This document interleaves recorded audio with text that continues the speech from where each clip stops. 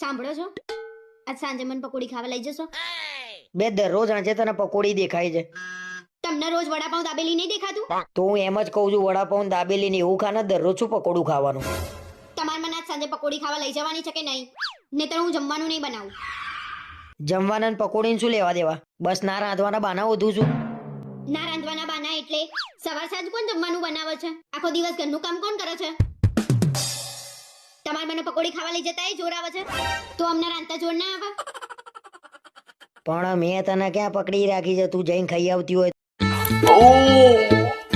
બાબા શું થાય છે? એટલે પેટમાં બહુ દુખે છે ભાઈ. અલે તું ફટાફટ ડોક્ટર સાહેબ ને ફોન કરીને ઘેર બોલાય. ફોન કરીને ફટાફટ. પાસવર્ડ આપો ને, પાસવર્ડ આપો. મને દુખાવો મોળો પડી ગયો એવું લાગે છે. થોડીક રાહત થઈ હોય ને એવું થાય છે. તું પાણી ભરી જા ફટાફટ. પાણી સારું છું, વાળી લીધું, નકર આખું શરીર દુખતું હોત પછી.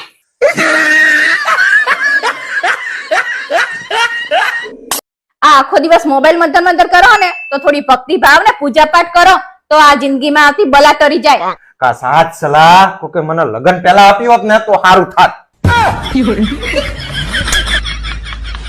પપ્પા, હા બેટા, તમે લગન પહેલા શું કરતા હતા? મારા મનનું સારું કરતો તો બેટા. આમાં જો તો પાકીટમાંથી કોકે પૈસા કાઢી લીધા લાગે. તમને કેમ લાગે બીજે કાઢ્યો? મેં કાઢ્યા હોય ને પૈસા. સારું કામ નથી આ. કેમ? આમાં છે હજી થોડા.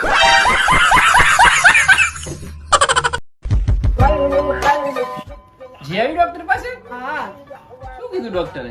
ડોક્ટરે એવું કીધું કે લોહીના ટકા ઓછા છે, લોહી વધે એવું ખાઓ. હારું તો પછી લીલા શાકભાજી, સલાડ ને બીટ ને એવું મને ખવડાવવા મન.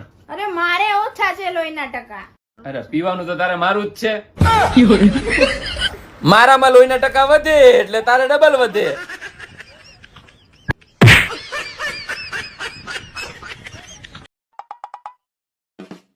એક કામ કરો ને, આ ફોન બાજુ મૂકો અને આ ડાયરી લો. લ્યો આ ડાયરી લીધી. હવે હું કહું ને એ લિસ્ટ બનાવો, એ બધું જ આપણે લેવા જવાનું. પણ જે લાવવાનું હોય એ મને કે ને, મને યાદ રહેશે ભાઈ. હું કહું એ લખો ને. લખ્યા વગર છૂટકો જ હવે મારે.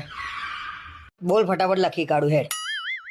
તમારે ફટાફટ લખવું હોય ને તો રહેવા દો, હું મારી જાતે લખી દઈશ. અલ્યા લખું છું ભાઈ, હવે બોલતી હોય તો બોલ નહીં યાર.